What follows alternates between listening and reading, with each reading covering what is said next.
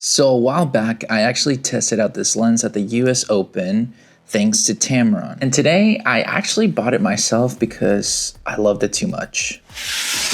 And that is the Tamron 50-300 f 4.5 to 6.3. See, the reason why I got this lens is because I needed a little bit more telephoto range when it came down for sports photography and just for wildlife here and there, because sometimes maybe when I'm traveling, I want to do it. And my 35-150 is phenomenal, but it's missing that telephoto range into the beyond. And this lens, for the price point of $800, it's kind of pretty too good. See, I actually didn't want to go with the 50-400 despite getting that extra range, just due to the fact of the size of it. I've done a video about it. If you haven't seen it, it'll be somewhere over here to check it out. But I compared the 50-300 to the 50-400 due to the fact that they had the same aperture and they had vibration control and all that kind of, or vibration compensation, I guess they call it for them. And to be honest, the 50-300 just made more sense for me for the budget, but also because it just has a lighter feel to it, so I can bring it with me, since I'll bring it with my 35-150, little chunky boy, and as well maybe my 20-70 or my 20-40. So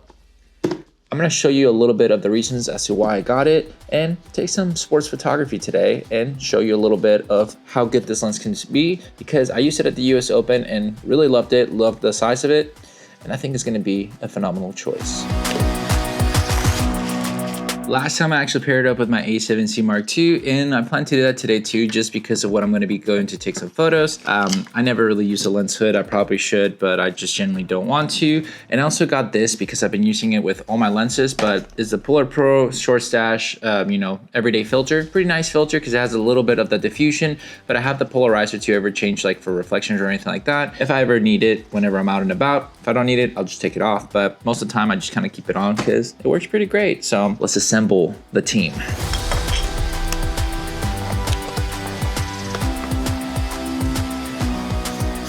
Beautiful. Perfect. And the cool thing is I can still put my lens cap over it just ever so slightly so that I can cover it up and be good to go. So yeah, I mean, pretty nice to have it. Now I can put it in my sling bag and now be good to go with the range of 50-300 all in one little setup. Of course, I had to put the 50-300 to the test with the tennis photography and a little bit of video because I didn't get to take as much as I wanted to due to the fact that I didn't want to intervene since it was my students' nice math.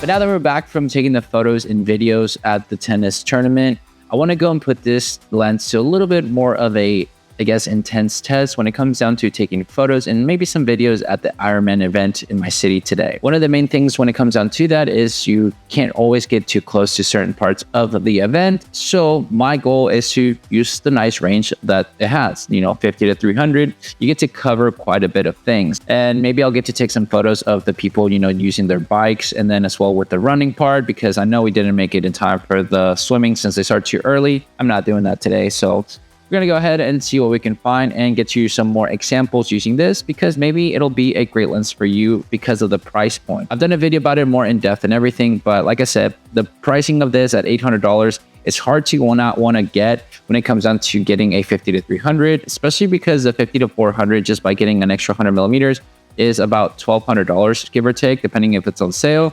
And to be honest, I'm okay with getting this because the more compact look, and it's easier to lug around when you're out and about to events like that. So let's put it to the test on that.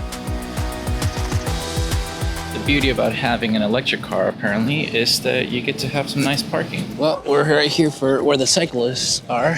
So we're gonna try to take some photos. This was the first spot we had to capture the cyclists finishing before dismounting. I got to use the range of this lens well to capture them from afar, and then as they got closer to have a variety of shots from on location.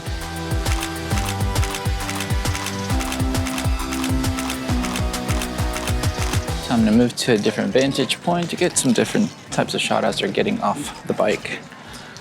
Try to do some slow shutter. Might work, might not. Can't review them yet, but you probably saw them already. This was another spot that I wanted to test out a little bit more of the slow shutter, and I got a few more examples. Right now we're just kind of getting the people that are dismantling from their bikes, trying to get some photos of them just right here, a little bit of like detail shots in my opinion, so kind of cool. since they're right here and ready. That's the main thing as they're handing off their bikes. Some of them already got off, but yeah, nice.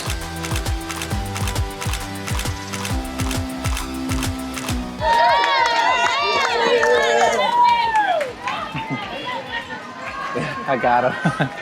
He's like, yeah. Gotta capture the emotions with this. You can get up and close. That's not even a 300, that's the wildest part.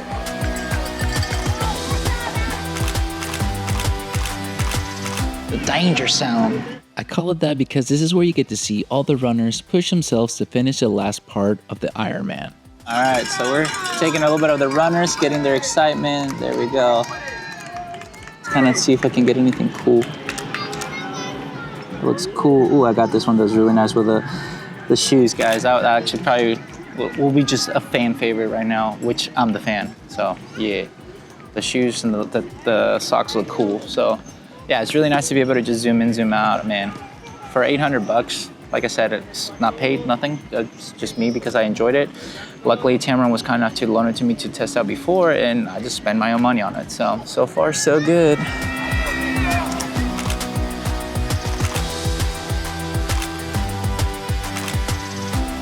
Well, it's been nice using this lens because I want to get up close and personal for some detail shots of emotion. Some of them are just nice to kind of get the environment and stuff, but right now, since it's the running part, there's not really much environment that it really matters. So I'm trying to get just some nice, detail shots with video and photos, and that's the beautiful thing about having a very versatile lens. So yeah, that's why I'm excited for this lens right now, and this is why I wanted to make this video, to show you how it works in case you were wondering. In a different type of setting, I've used it for tennis, now I'm using it for, I guess, the Ironman, for running, cycling, and everything.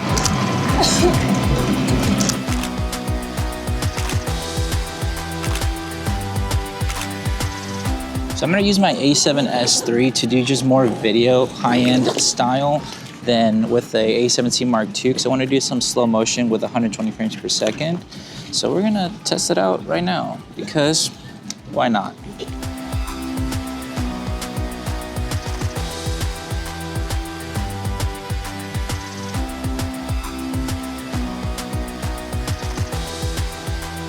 Do a couple more photos, but I gotta go back to the other camera. It's nice to use this with a A7S III grip like size. So I should have brought my A7 IV, but this A7C Mark II is still good because I have the base plate. So in case you're wondering how it'll work with a smaller camera, it works, it does the job. I did it for the New York thing, so that's why I knew it was fine. But let's take a couple more photos and then we'll be good to go. Well, we made our way to the finish line section to capture the thrilling and chilling moments for these athletes as they reach their goal of finishing an Ironman. This lens just let me capture all these special moments and emotions that it was so great to have such a range that the lens offers. You're able to go ahead and get some wide shots, but also get nice and up close to get those details, just to ensure that you can capture everything that's happening, because that's the whole point of why I wanted this lens, to be able to just zoom in, capture the emotions, get those moments, and just do everything I need to from afar.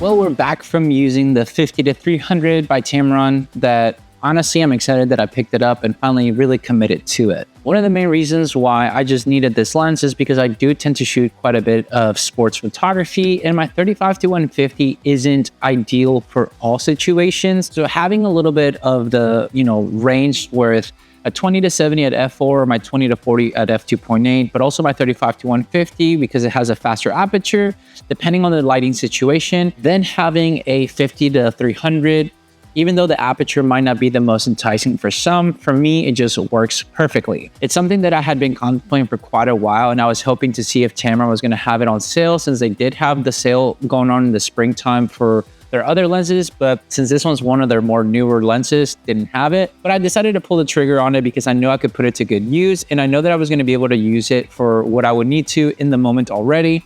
and I was fine with that. Is it going to be the right lens for you? Well, I've done a video about that before, and I've talked to people about it, and a lot of people kind of are hesitant with it. Some of them like the size of this one better than the 50-400. Some people are fine with the 50-400 due to the extra range and because it has the same aperture. So for me, I just like the slimmer look of it. And even though when I zoom out with my A7C Mark II, or if I use my A7 IV, it'll be nice with the grip of it all, that I'm just kind of happy with having something of this caliber. So yeah, it was a lot of fun to go take photos of tennis, as well for the, Ironman, having people be in their bicycles, as well as the running part and everything. Try to be creative with it and just have fun with it. That was the ultimate thing for today, just as to why I wanted to make a video, to kind of just show you why I got it and have some fun taking some photos because the Ironman was nearby. So wanted to put it to good use when it came down to that because of the range that this has, and just, give you some examples in case you're hesitant into getting this lens or not. But yeah, if you have any questions further about this lens, I've done a video about it, like I said, and a lot of people of you have reached out about it.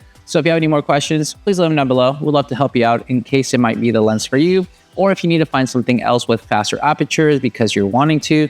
Really all depends on your needs, but my needs were met with this one. But with all that said and done, guys, thank you so much for watching this video. Make sure to like and subscribe to this video with a friend. I'll catch you guys on the next one.